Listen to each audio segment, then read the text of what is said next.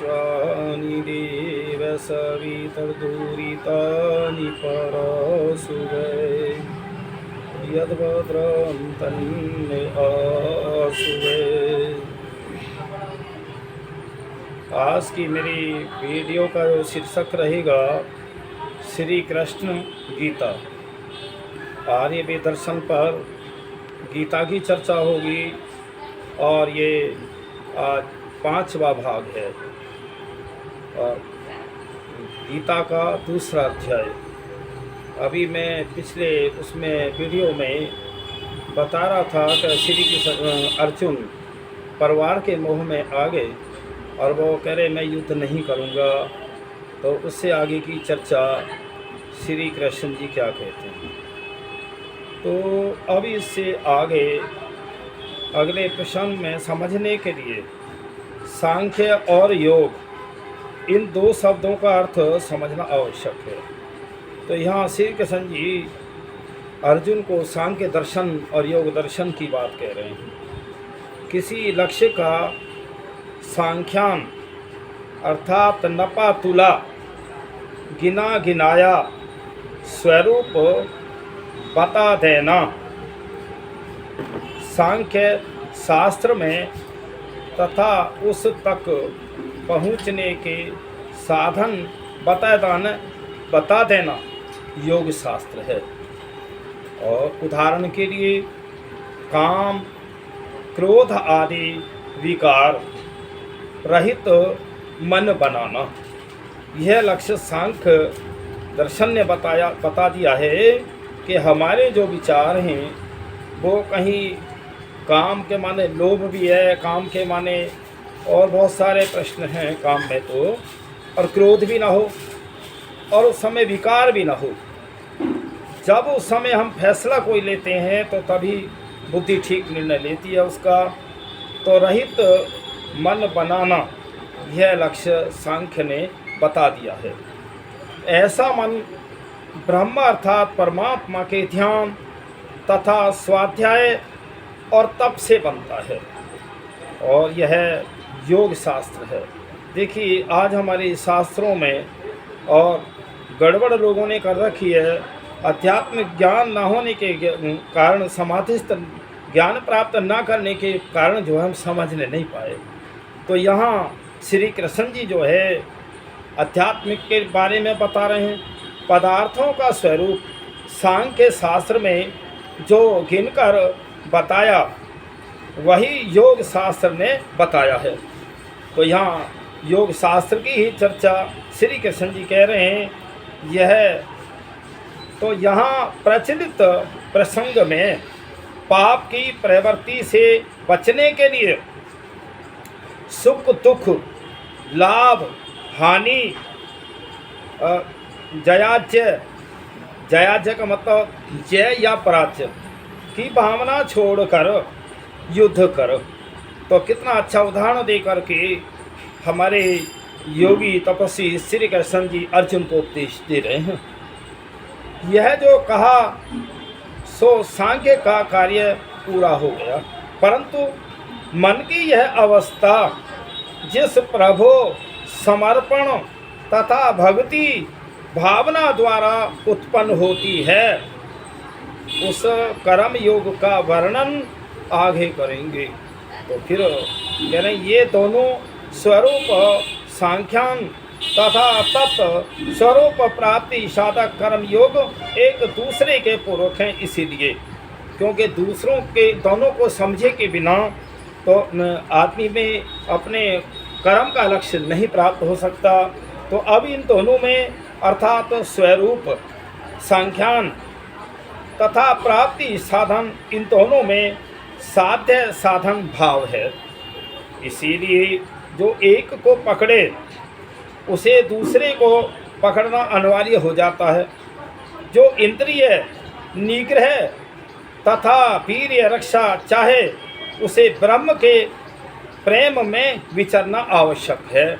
देखिए कितना अच्छा है, जो साधना से योग से ब्रह्मचर्य का पालन करके जो ईश्वर को जानना चाहे तो ये साधन है। और जो ब्रह्म प्रेम में विचरना चाहे उसे इंद्रिय निग्रह आवश्यक है और अपनी शक्ति का पालन करना इंद्रिय निग्रह उस अवस्था का सांख्य है और ब्रह्मचर्य उसका योग सांख्य ने बताया। और हमें अपनी शक्ति की रक्षा इंद्रिय निग्रह त्रैविध दुख उत्पन्न निवृत्ति वाले पुरुष की ठीक अवस्था है योग। तो देखिए, जो हमें 3 प्रकार के दुख हैं उन्हें दूर करने के लिए योग साधना उसका नियम श्री कृष्ण जी बता रहे हैं। योग शास्त्र कहता है कि इस अवस्था को पाने के लिए अवस्था में आना आवश्यक है। दूसरे शब्दों में जीते इंद्रिय और वीर्यवान सांख्य शब्द है। ब्रह्मचारी योग शब्द अब गीता के श्लोक में आया है। तो देखिए फिर, हे अर्जुन, तुम्हें यह बुद्धि सांख्य के विषय में कही है। अब योग विषयक बुद्धि को सुन, जिससे युक्त होकर तू कर्म के बंधन को नष्ट कर सकेगा। तो देखिए श्री कृष्ण जी, भाई योग साधना की बात, ये तो उस समय इतनी लंबी तो गीता नहीं लिखी जा सकती, लेकिन मोटी मोटी तो योग साधना की बताई जा सकती हैं। तो श्री कृष्ण जी जो है भाई, उनका लक्ष्य तो ये था कि भाई अर्जुन युद्ध करे और जितना ये लोग हैं आताताई हैं ये समाप्त हों और अच्छा भारतवर्ष ने भारत का जो है महाभारत बनाना और श्री कृष्ण जी का उद्देश्य लक्ष्य था। तो यहाँ सांख्य अर्थात यथार्थ स्वरूप निरूपक शास्त्र में सुख दुख समय कर्तव्य लाभ अलाभ और जय अजय यह बुद्धि बताई गई है।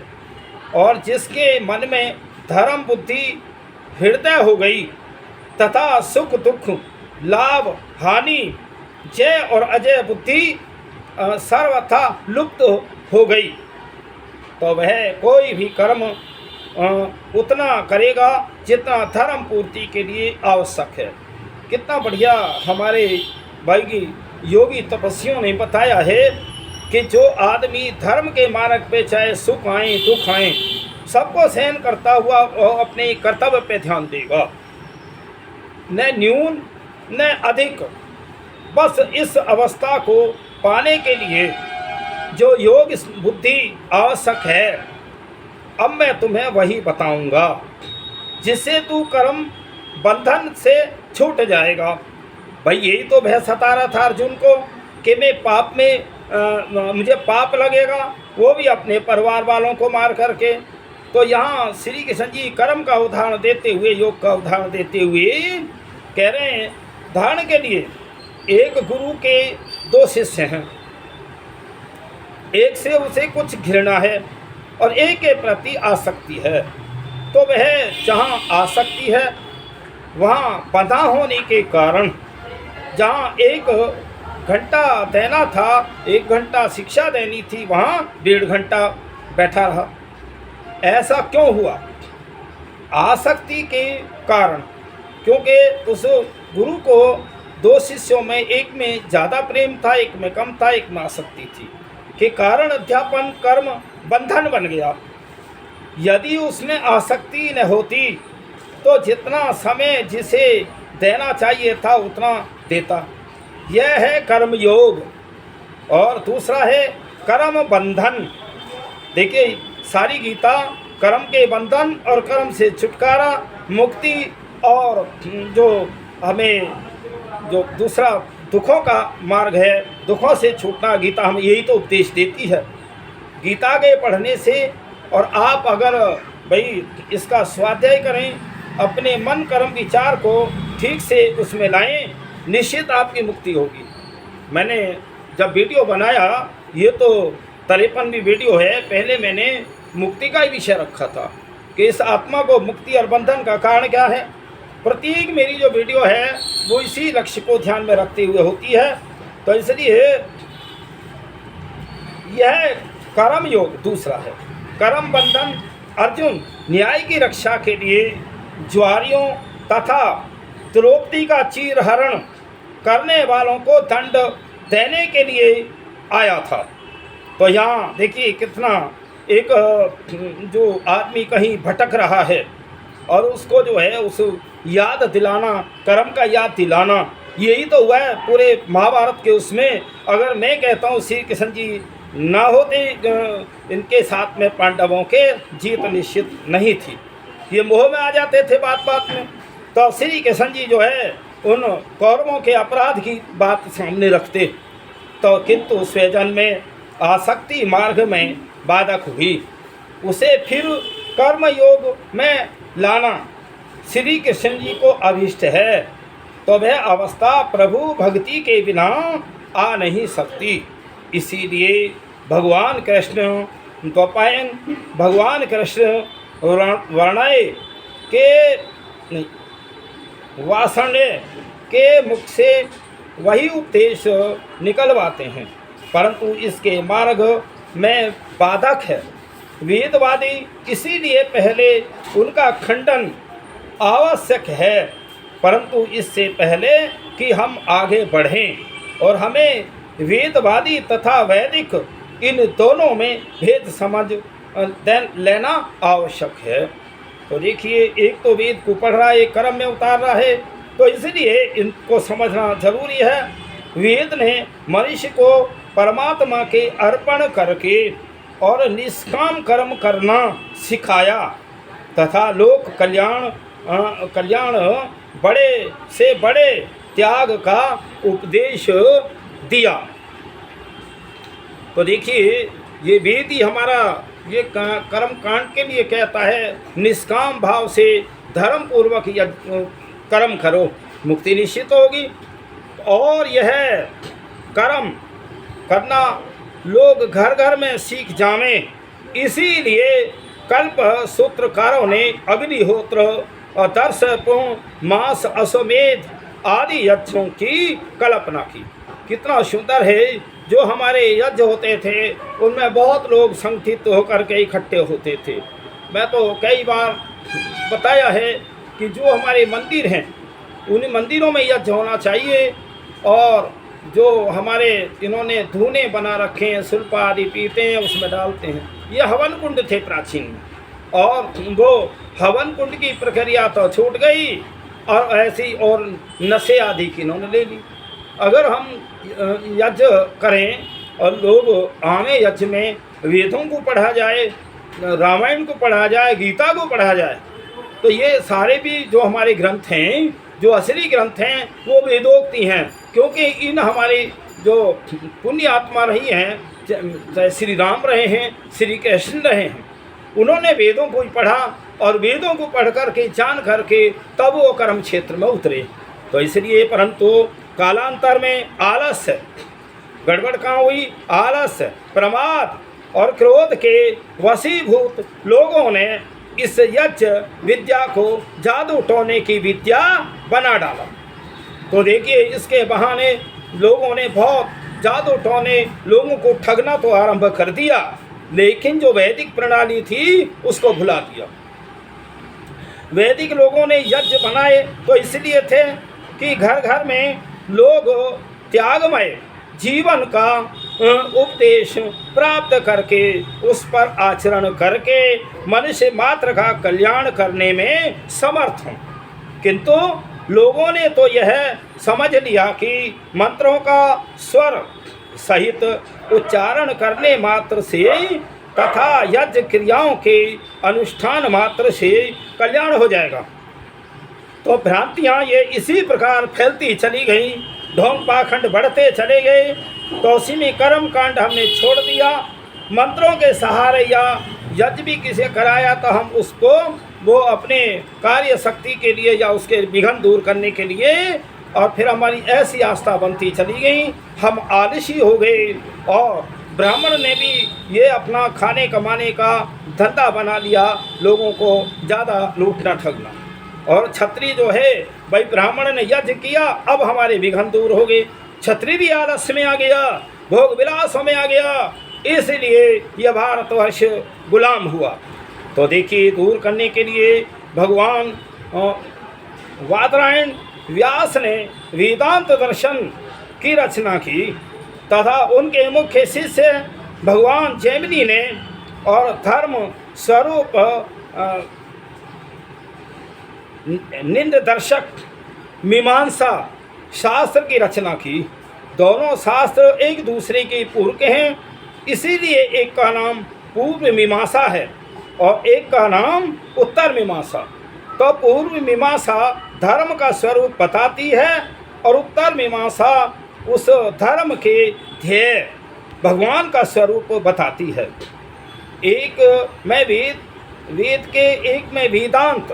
पूर्व मीमांसा ने पारिभाषिक रूप से और यज्ञ तत्व ज्ञान के भंडार ब्राह्मण ग्रंथ को भी वेद मानकर धर्म का स्वरूप जताया है, किंतु कालांतर में पूर्व मीमांसा पद्धति और उत्तर मीमांसा के संबंध छोड़ बैठी और एक जादू टोने मात्र की भ्रष्टाचार की प्रक्रिया बन गई। तो इसलिए कारण क्या हुआ, लोग यज्ञ तो करते हैं और यज्ञों की जो विधि है वैदिक विधि है, उस वैदिक विधि को से नहीं करते ना पढ़ते। तो इसलिए ये सारा जो जैसा जिसके मन में आया वैसे ही वो यज्ञ प्रक्रिया अपनी चलाई। तो फिर यहाँ श्री कृष्ण जी कह रहे हैं, हे अर्जुन, सत्य और सदाचार का मार्ग अति सरल है।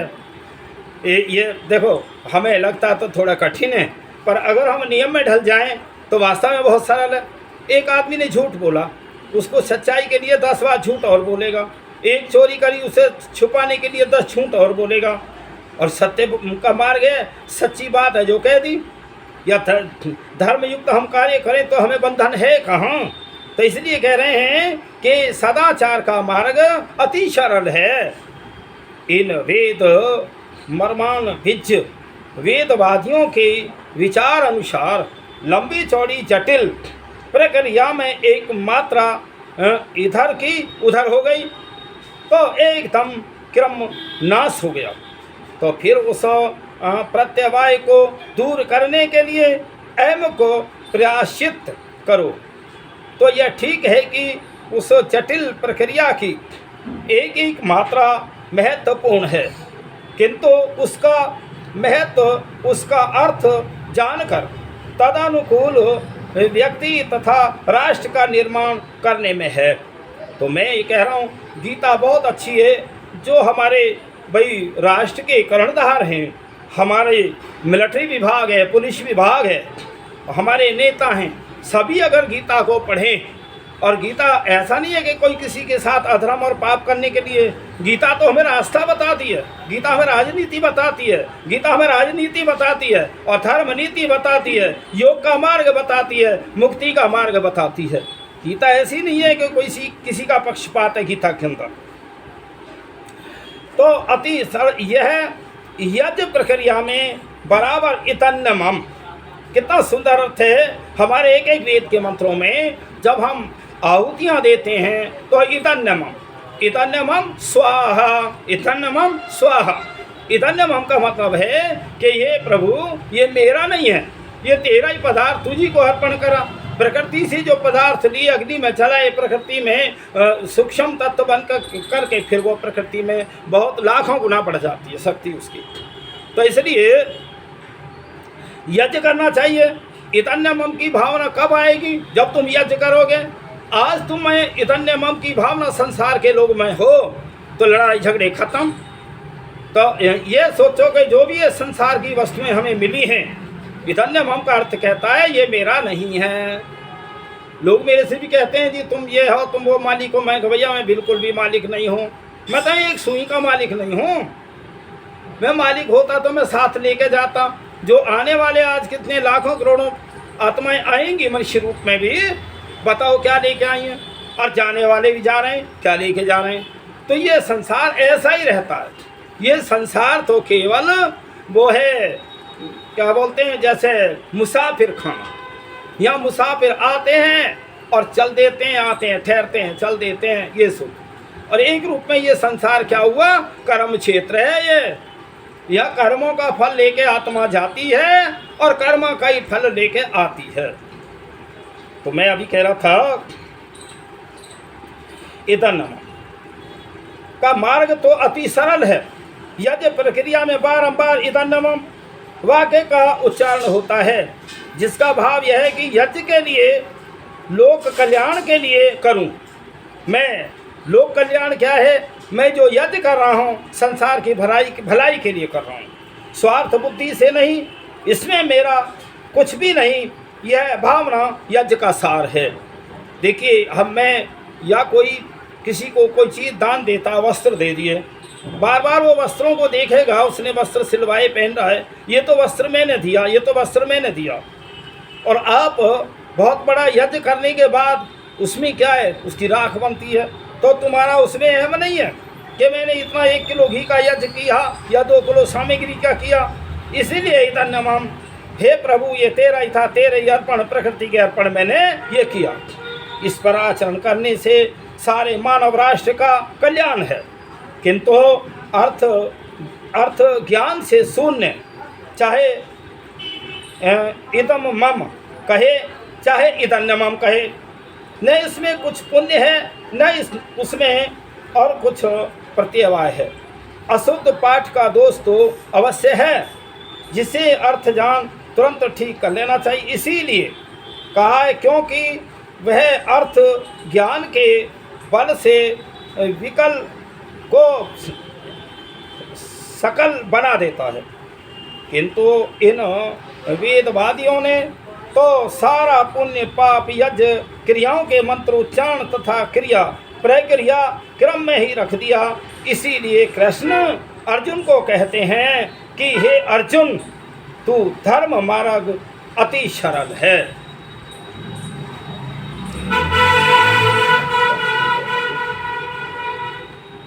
इस कर्तव्य पालन के सीधे सरल मार्ग में प्रतिक्रिया क्रम भंग का भय नहीं, तो पग पग पर प्रतिवाय प्रयासित का पछड़ा नहीं। इस यज्ञ धर्म का थोड़ा सा भाग भी महान भय से रक्षा करता है। तो इसलिए जो अगर हम इतना समझ लें कि परमात्मा को हम जान जाएं कि वो कण कण में व्यापक है, मेरी बात को समझ रहा है, मेरे विचारों को जान रहा है, सारे दुनिया के लोग एक ही बात को समझ लें, तो सारे दुनिया के अधर्म और पाप जो दूर हो जाएंगे। ये सारी कमी शिक्षा की है। मैं एक दिन चिंतन कर रहा था कि जब मनुष्य जो जन्म मिलता है, मैं कई बार उदाहरण में दे चुका हूँ, संसार की जो वो है जनसंख्या 18 मनुष्य हैं, और 18 एक विद्वान कहता है 1.5 बाई 1.5 किलोमीटर 2.25 किलोमीटर में इतने नन्हे नन्हे परमाणु, कीटाणु, चींटी और पशु पक्षी हैं। इतनी बड़ी दुनिया में इतने से मनुष्य, तो एक ही उदाहरण से लगा लो कि मनुष्य जन्म बहुत दुर्लभ है।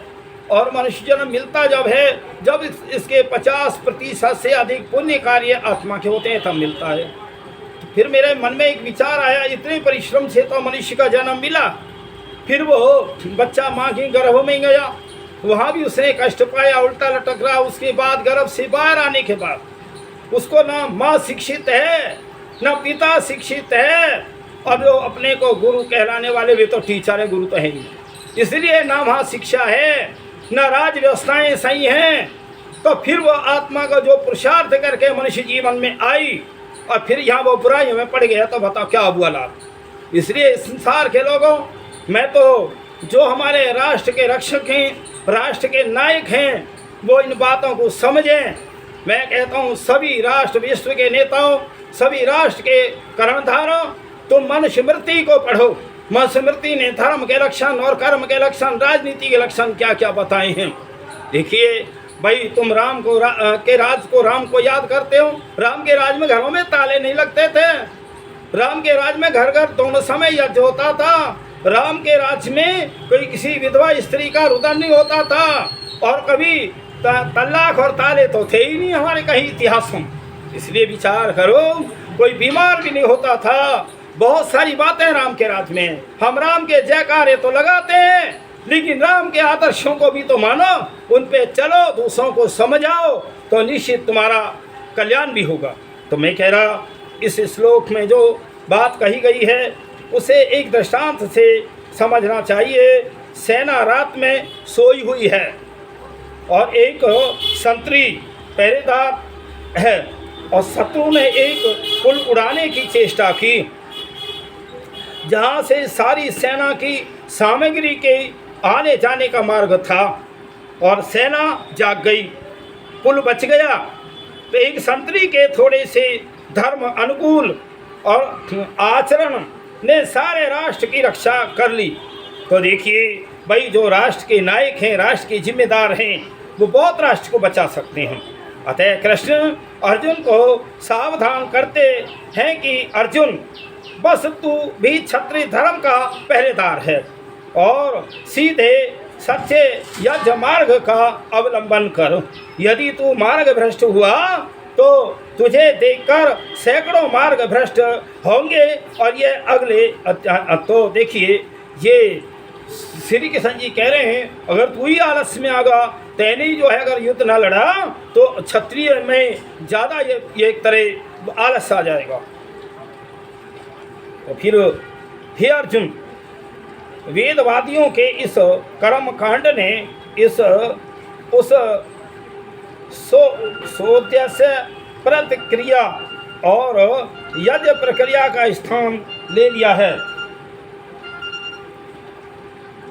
जिसकी रचना सदाचार तथा कर्तव्य पालन के उपदेशों को घर घर तक पहुंचाने के लिए की गई है।